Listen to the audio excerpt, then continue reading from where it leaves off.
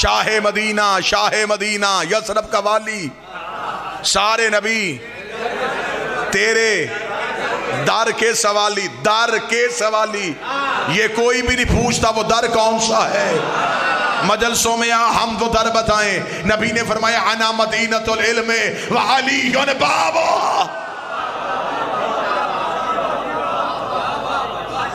عزت نبی کرنی ہے تو پھر عزت نبی اس معیار پہ کر جو میرے نبی کا حق بنتا ہے۔ خدا کہتا ہے میں یہ زمین اور آسمان بالکل نہ بناتا اگر میرا نبی نہ ہو۔ حدیث قدسی ہے، یہ زمین، یہ آسمان، یہ دریا میں روانی، یہ سمندر میں طغیانی، یہ سب کچھ ہے تو نبی کی وجہ سے۔ نبی نہ ہوتے تو یہ کچھ بھی نہ ہوتا۔ جو بندے شیعہ سنیوں کو کہتے ہیں کہ یا رسول اللہ نہیں کہنا چاہیے، یا زندہ کے لیے ہوتا ہے، رسول سے مدد نہیں مانگنی چاہیے، سلام نہیں پڑھنا چاہیے، میں ان بھائیوں کو جواب دینے لگا۔ وہ بھی یہ حدیث قدسی مانتے ہیں کہ خدا کہہ رہا ہے زمین و آسمان خلق نہ کرتا اگر میرا نبی نہ ہوتا۔ آج رجوع سادات میں لائٹیں لگی ہیں، کیوں؟ میلاد کی وجہ سے۔ اس بارگاہ میں قلین بچھا ہے، کیوں؟ میلاد کی وجہ سے۔ یہ منبر سجا ہے، یہ مومنین آئے ہیں، یہ رونق ہے۔ کل کوئی یہاں آئے گا نہ لائٹیں ہوں گی، نہ صاحباں ہوگا، نہ قلین ہوں گے، نہ منبر ہوگا، نہ ذاکر ہوں گے، نہ مجمع ہوگا۔ وہ پوچھے گا کل تو بڑی رونق تھی، آج خاموشی کیوں؟ کوئی بتائے گا وہ رونق تھی میلاد کی۔ میلاد ختم، رونق ختم، میلاد ختم، رونق ختم۔ میرے مالک اگر یہ سب کچھ نبی کے لیے بنایا تھا تو نبی دنیا سے چلا گیا ہے۔ زمین کو لپیٹ دے، آسمان کو گرا دے، سورج کو بجھا دے، آواز آئی گستاخ نہ بن، میرا نبی تھا نہیں، میرا نبی ہے۔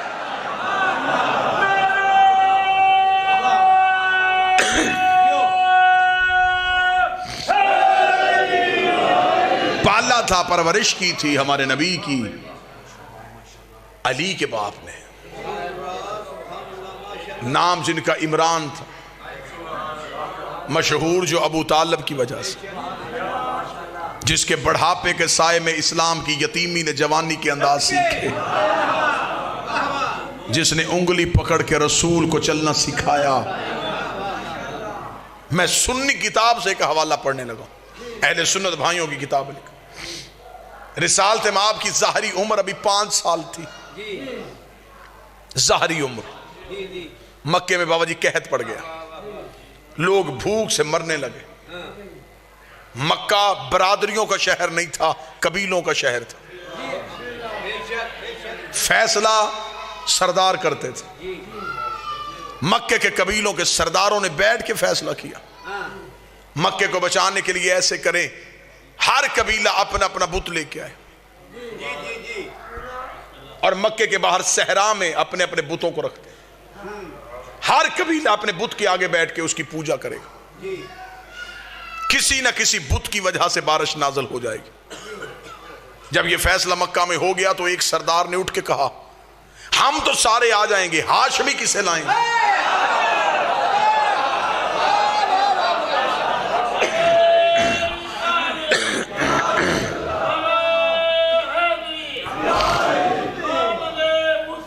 مرحبا مرحبا مرحبا مرحبا۔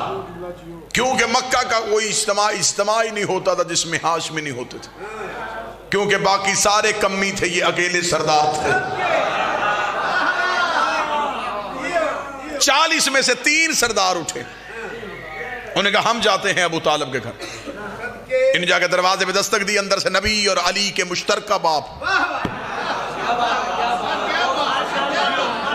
حضرت ابو طالب باہر آئے۔ انہوں نے آ کے کہا اے ابو طالب، مکہ میں قحط ہے، کل ہم نے اجتماعی پوجا کا بندوبست کیا ہے، اگر تمہارا بھی کوئی خدا ہے تو تو بھی لے کے آ، کیونکہ آج تک ہاشم نے نہیں بتایا کس کی پوجا کرتے ہیں، عبد المطلب نے نہیں بتایا یہ کس کی پوجا کرتے ہیں۔ حضرت ابو طالب نے مسکرا کے کہا کل انتظار کرنا، ہم بھی آئیں گے۔ بابا جی مکے میں یہ بات آگ کی طرح پھیل گئی کہ اب دیکھیں ابو طالب کسے لے کے آئے گا. ابو طالب کا تو کوئی خدا نہیں تھا, اس کا بت کون سا ہوگا؟ یہ حضرت ابو طالب کے گھر کی طرف دیکھ رہے تھے. مکہ میں بت گھروں سے باہر آ چکے تھے. ذہن میں نقشہ رکھنا, بت گھروں سے آ گئے. ایک ایک قبیلہ اپنے اپنے خدا کے سامنے بیٹھا ہے, پنجوں کے بل کھڑے ہو کے رسول کے گھر کی طرف دیکھ رہے. تھوڑی دیر کے بعد ابو طالب کے گھر کا دروازہ کھلا. کل ایمان کے باپ کا پہلا قدم مکے کے بازار میں آیا. لوگوں نے پنجوں کے بل کھڑے ہو کے منظر دیکھا کہ ابو طالب کے ہاتھوں میں کون سا بت ہے. ابو طالب کے ہاتھوں میں تو کوئی خدا نہیں تھا, لیکن سنی کتاب شیعہ کتاب متفق علیہ لکھا کہ اب حضرت ابو طالب کے کاندھے میں 5 سال کا پیغمبر بیٹھا ہوا تھا. اپنے 5 سال کے مصطفیٰ کو کاندھے میں بٹھا کے مکہ کی گلیوں سے ٹہلتے ہوئے ابو طالب جا رہے تھے, اور مکے کے سرداروں کے قریب سے گزر کے کتابیں کہتی آج مکے کی اتنی اونچی چوٹی میں جا کے کھڑے ہو گئے کہ مکہ میں گھر کے صحن میں بیٹھی ہوئی کافروں کی ماؤں کی گود میں لیٹے ہوئے کافروں کے بچے بھی ابو طالب کا چہرہ دیکھ رہے تھے. آج ہر مرد و سر ابو طالب کا چہرہ دیکھ رہا تھا. ابو طالب جب مکے کی چوٹی میں جا کے کھڑے ہو گئے, عرب کے کافروں نے کہا ابو طالب ہم نے کہا تھا اپنا خدا لے کے آ, تو اپنے بھتیجے کو لے کے آ گیا ہے. ابو طالب تو بتا کیا تو بھتیجے کی پوجا کرتا ہے؟ ابو طالب نے کہا ان خداؤں کو کیوں بلایا ہے؟ کہنے لگے بارش کے لیے. حضرت ابو طالب نے ہمارے نبی کے چھوٹے چھوٹے ہاتھوں کو تھاما, آسمان کی جانب کر کے کہا میرے اللہ تجھے ان ہاتھوں کا واسطہ, آسمان سے بارش نازل کر. ادھر مکے میں بدلی آئی, آسمان سے بارش ہونی شروع ہوئی, نبی کے چہرے میں مسکراہٹ آئی. آواز پروردگار ابن محمد یہ قرضہ یاد رکھنا, آج ابو طالب نے اونچائی پہ کھڑے ہو کے تیری نبوت کا اعلان کیا ہے, کل پلانوں کا منبر بنا کے علی کی ولایت کا اعلان.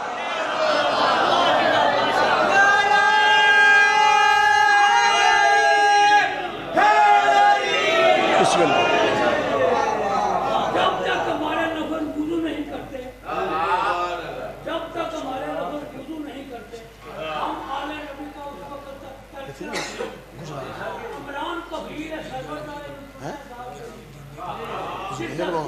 کچھ پڑھ لو, مچھلی مٹھائی بھی پڑھ لو.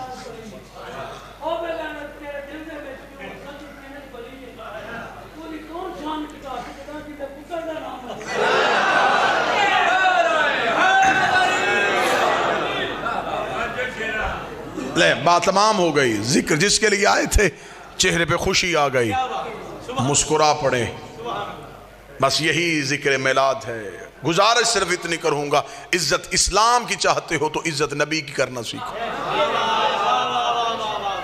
صحابہ کی عزت ہے تو ذاتی نہیں, نبی کی وجہ سے.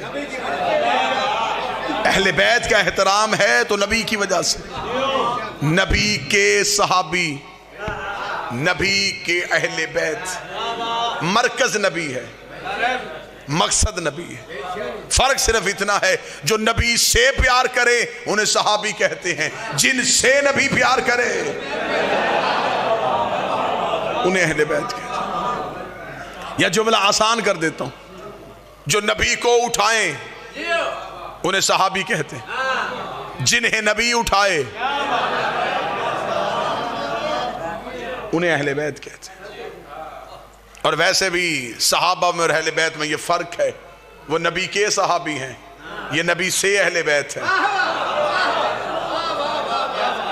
صحابہ کے پاس کے والا رشتہ ہے, اہل بیت کے پاس سے والا رشتہ ہے. نبی کے صحابی, نبی کے رشتہ دار, نبی کی بیویاں, نبی کی زوجہ, اہل بیت میں کے والا سلسلہ ہی کوئی نہیں. الفاطمہ تو بضعۃ منی, فاطمہ مجھ سے, یا علی انت منی, اے علی تو مجھ سے, حسین منی, حسین مجھ سے, حسن منی, حسن مجھ سے. ادھر کے ہے ادھر سے ہے. درود کے والوں پہ نہیں ہوتا, سے والوں پہ ہوتا.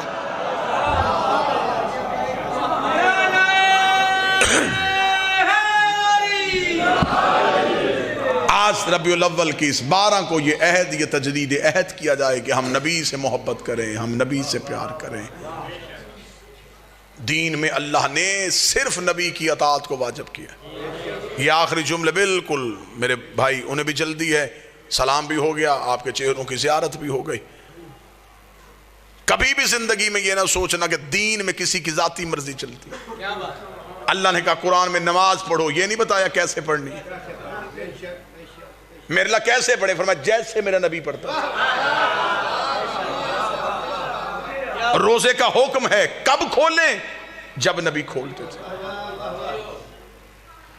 خدا نے ہمیں پوری ہماری زندگی کو نبی کا محتاج کیا، اس لیے کہ دین سے یہ نبی نہ نکال سکے۔